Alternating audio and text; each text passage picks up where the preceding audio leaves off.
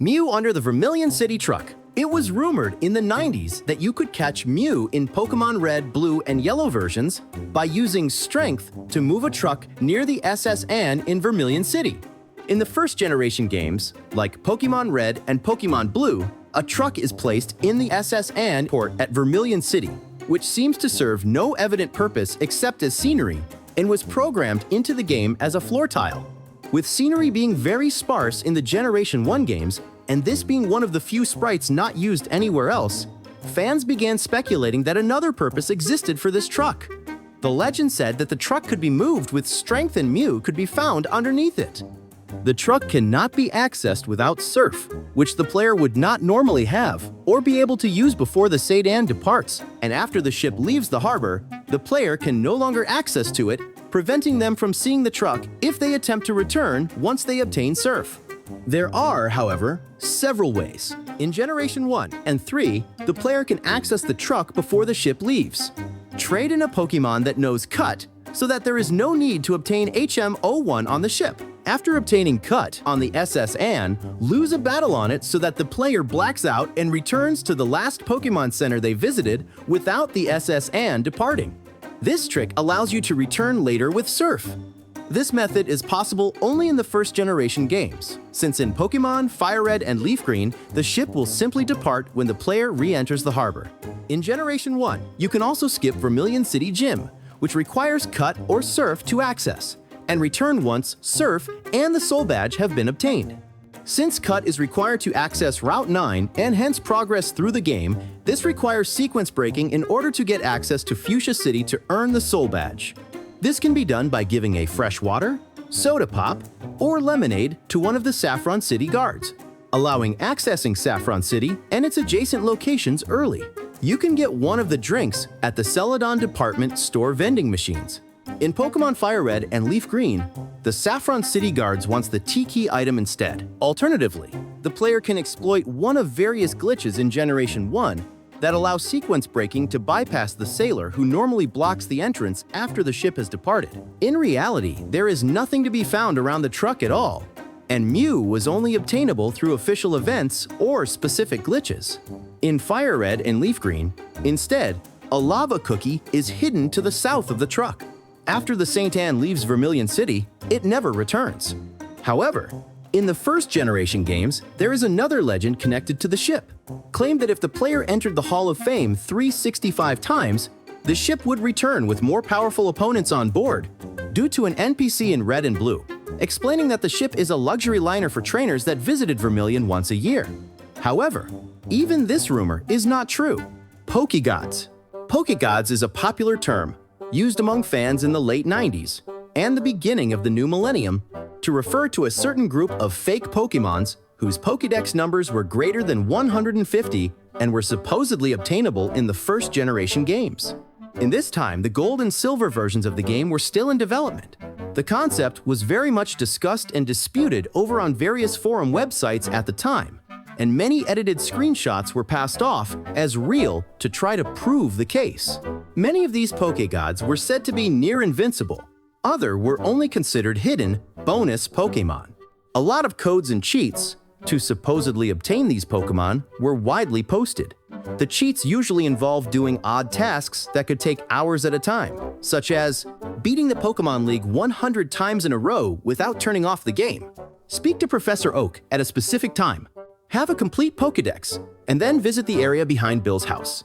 Obtain all the badges, and then press a secret button combination on the title screen. Some of these Pokegods were actually glitch Pokemon, like Missing Number, who were able to be encountered or otherwise obtained through cheating. The most famous Pokegod, by the way, was Venusaur, the fusion of Venusaur and Blastoise, which originally appeared in the Ghost of Maiden's Peak episode as a gag. Other so-said Pokegods are Yoshi, claimed to be the evolution of Dragonite by Expert Gamer magazine, and Luigi, claimed to be the evolution of Lickitung by the official Nintendo website. These two were actually an April Fool's Day jokes in 1999. This Pokegods myth are thought to have originated with Mew, whom very little was known at the time, and the lack of information led to speculation and rumors on how to obtain it, including the Vermillion City truck rumor. Another fact that fueled this legend was the revealing of the Generation 2 Pokemon in the anime series, convincing the fans that these new Pokemon should be the Pokegods. Fake cheats and codes for obtaining these Pokegods in red and blue versions were widely distributed for years, even after the release of Gold and Silver. Here is a personal experience. I remember when I was a kid that one of my classmates told me that I could encounter Mew in the Safari Zone if I used Surf in a lake and keep moving there for like thousands of steps. I did that, and nothing happened. It was so disappointing. I was hoping so much because Mew is the only Pokemon that I was missing. You can imagine what I was feeling, I guess. The Player Gym. The legend of the Player's Gym in Vermillion City is another mysterious and funny one. It was born from the fervent imagination of fans. It's an urban legend that has circulated among the players of the first-generation games for years, fueled by technical oddities, ambiguous dialogue, and the allure of the unspoken. The story stems from a detail in the first-generation games. In Vermillion City, there's a house with a locked door, located exactly to the right of the Pokemon Fan Club. An NPC standing nearby says, "The Pokemon Gym in Vermillion City was closed a long time ago." And this is where the mystery and the speculations begins. The elements that fueled the fans' imagination are the closed and unused building. This building cannot be explored, but it appears to have a planned location. Some ROM hackers claim to have found blank or incomplete map data at that location in the original cartridge's memory. This isn't confirmed, but it has sparked fans' imaginations. The game never provides an explanation of what was there before. It's not Lieutenant Surge's gym. That one is in the south of the map and is accessible and functioning, so the NPC shouldn't say something like that near the closed building. The "it was closed a long time ago" suggests that it was a gym existed before Lieutenant Surge's, or instead of it, neither in subsequent games nor in the anime is there ever any mention of this building or a second gym in Vermillion City. For the fans, this building was an abandoned gym, and not just any gym. It is the gym the protagonist is supposed to run. The theory is that Red, after defeating the Pokemon League, became the new Vermillion City gym leader. But something goes wrong. The legends say that the previous gym leader died in a mysterious accident, or the gym was closed after a disaster, such as an explosion or a Pokemon-related accident. Some version of it said that Red refused to take over, choosing to retreat to Silver Mountain. And this is why we can find him in that place in the second-generation games. In the end, this urban myth came out cause the Red and Blue game had many technical limitations and unused mapped spaces, which fans interpreted as hidden tracks. The allure of mystery did the rest.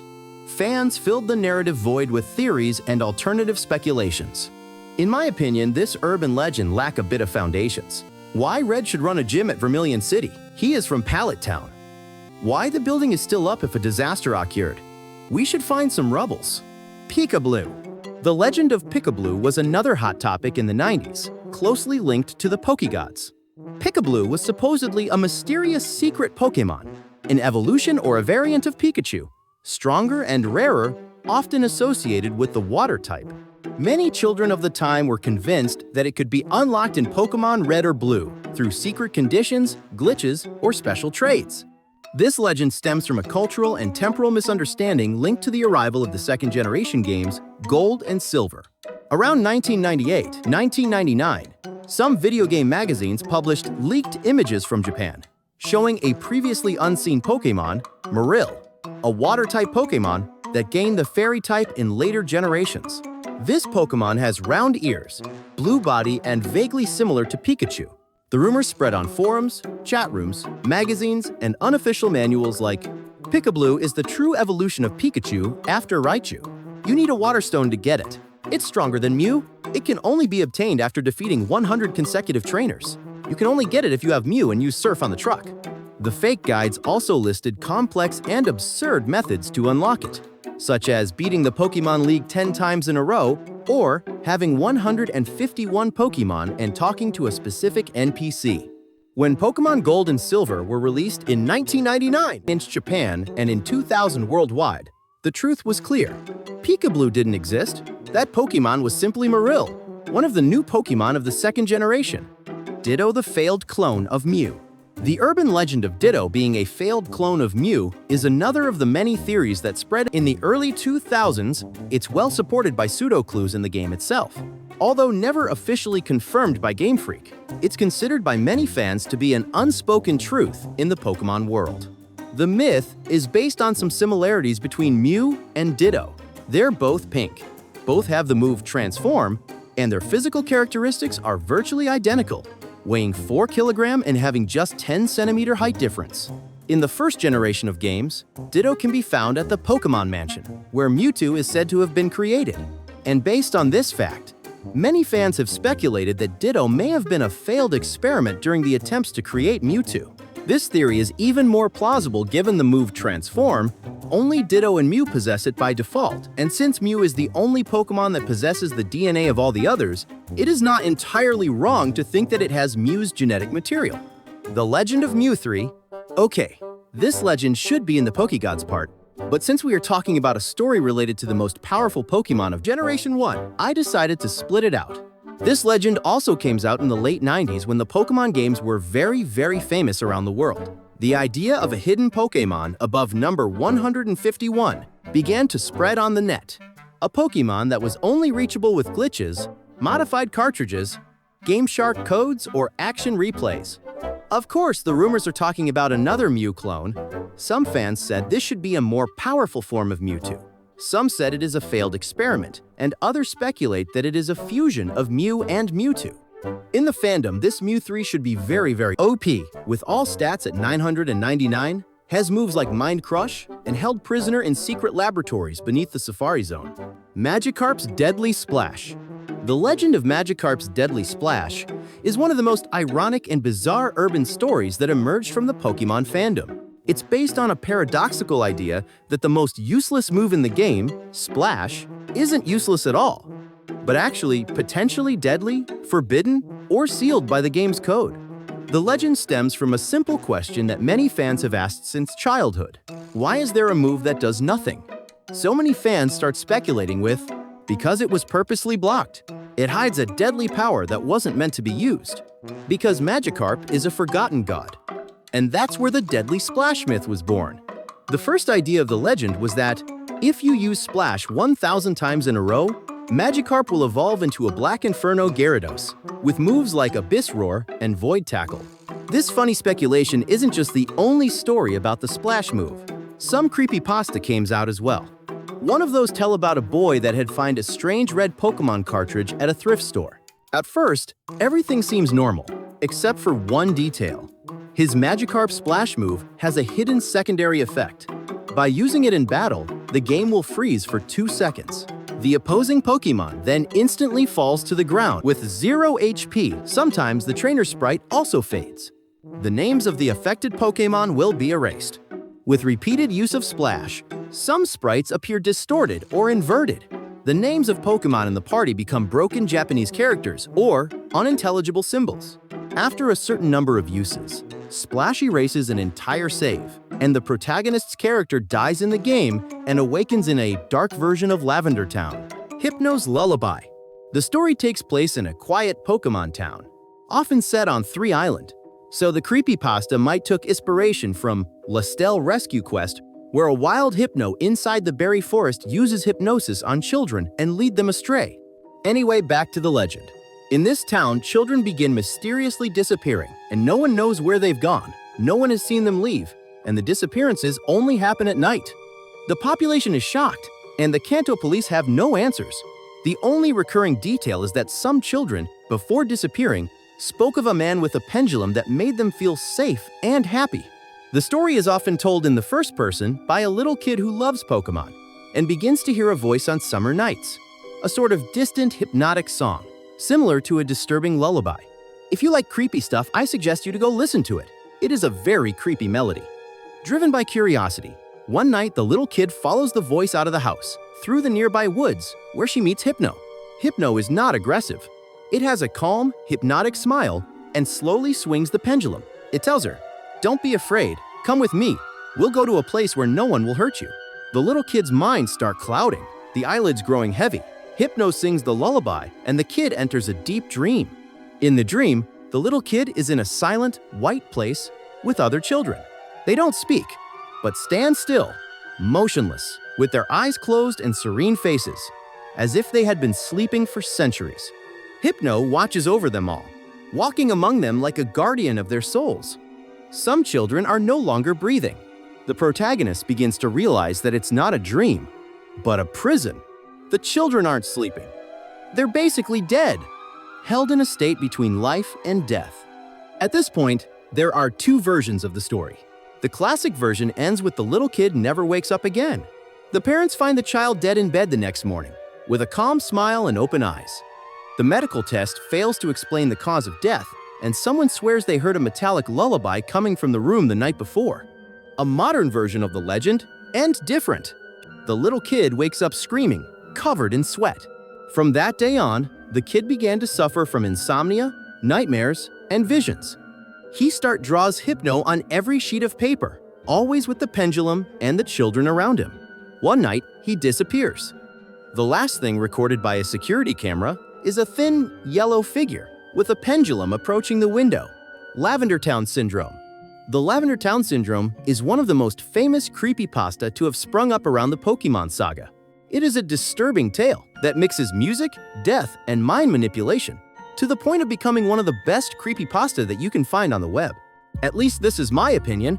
The legend holds that in the '96 summer, an employee named Hitomi Harue of the Pokemon company Game Freak released a list of problems observed in children between the ages of 7 and 12 after playing Pokemon Red or Green.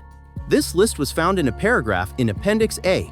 These are all symptoms observed in children in Kyoto Prefecture in July 1996, and were only made public many years after, due to the law on the disclosure of sensitive data in force at the time.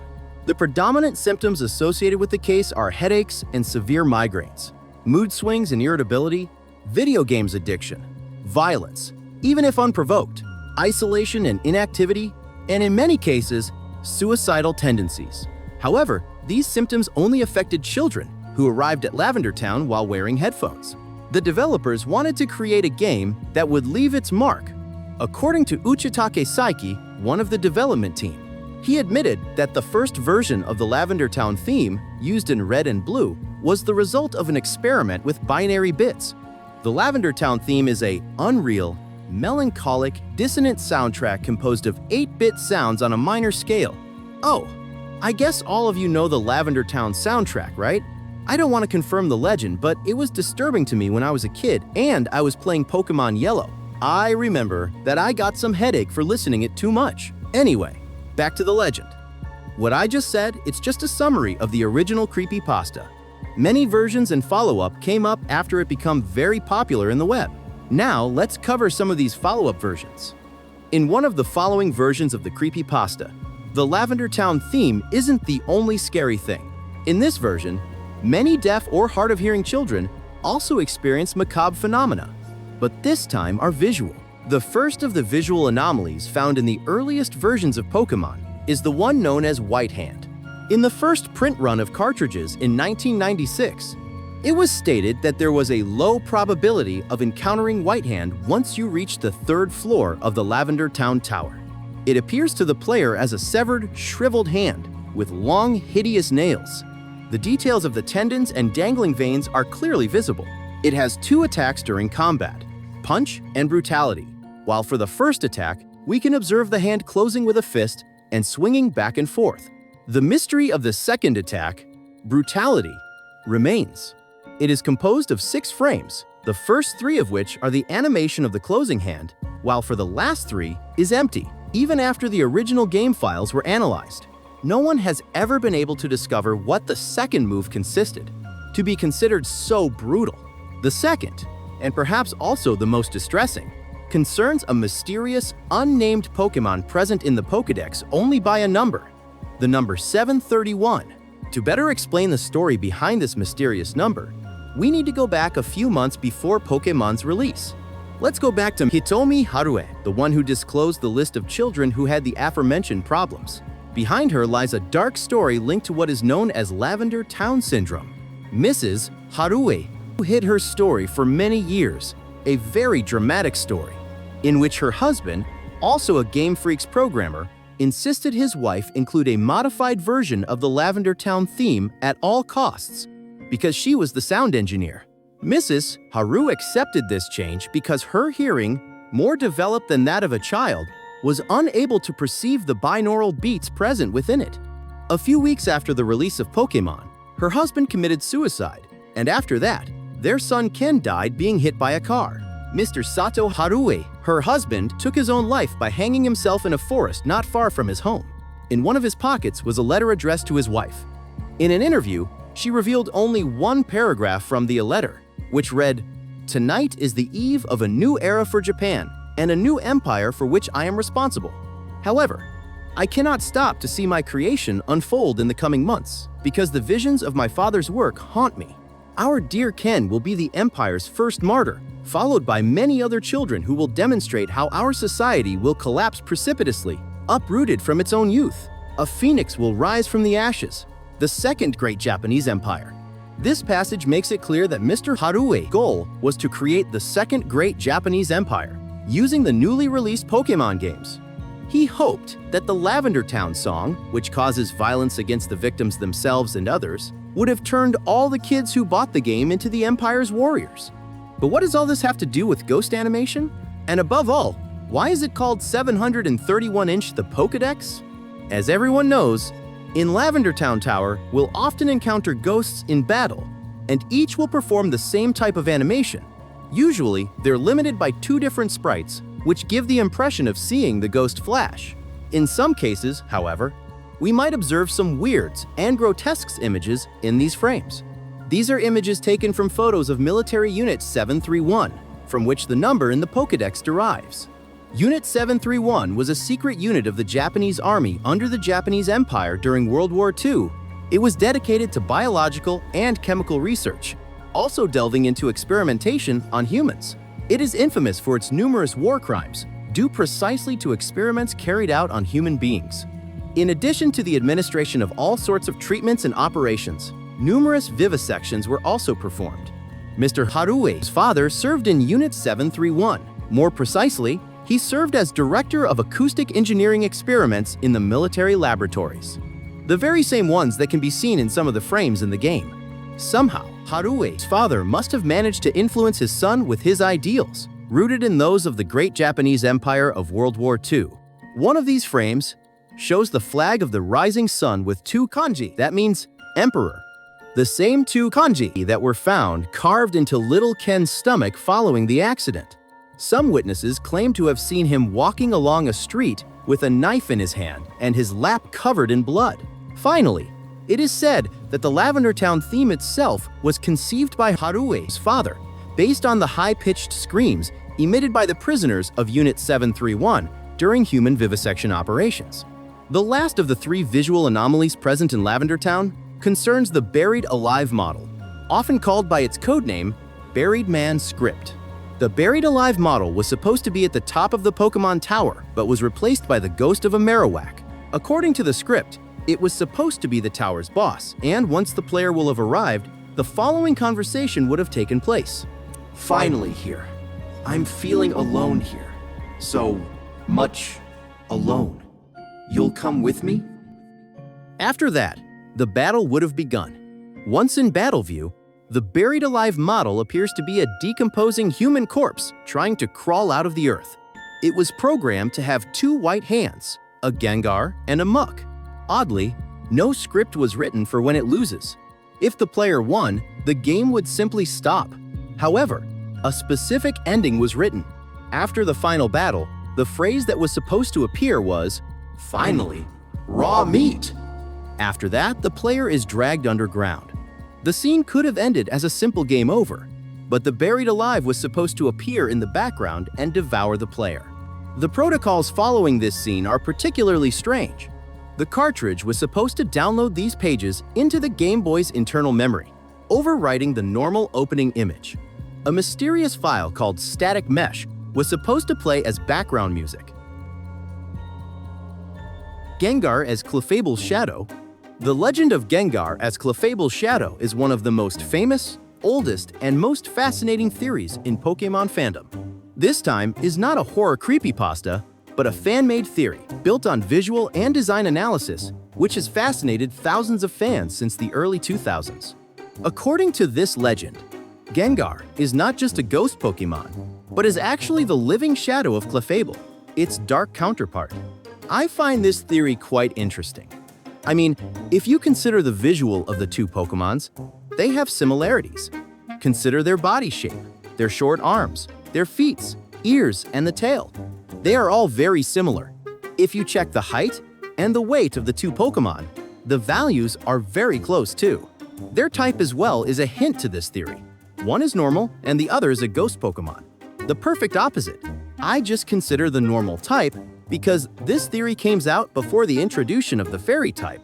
The theory used these two Pokemon to make the contrast between light and shadow, yin and yang, or Jedi and Sith. An even more daring theory suggests that Gengar could have been an alternate evolutionary branch of Clefairy, perhaps if exposed to some dark stone. I like this theory. The idea that Gengar is actually a Clefable's doppelganger is fun and interesting. The Pokemon Whips. Okay, this is not exactly an urban legend, but a true story. I don't know if you already know this one, but I decided to put it as a bonus. So, according to Game Freak's informations, the initial idea of the Pokemon games was for players to earn colored belts in the style of martial arts as they proceed in the game. These belts were supposed to also serve as training whips to whip your Pokemon in battle as a owner whip his slave or a cowboy whip his horse. However, Game Freak found out that this was too cruel for a game destined to children, so they changed the goal of the game. They decided that a more affectionate bond between the player and the Pokemons should be in the game, like that between an owner and a pet. So they opted to use badges for rewards instead of whips. But some sprites from the original games show that some characters, like the Team Rocket, Giovanni, or Sabrina, appeared with whips in their hands, even if the whip was censored. This demonstrates that this idea was originally intended in the game design.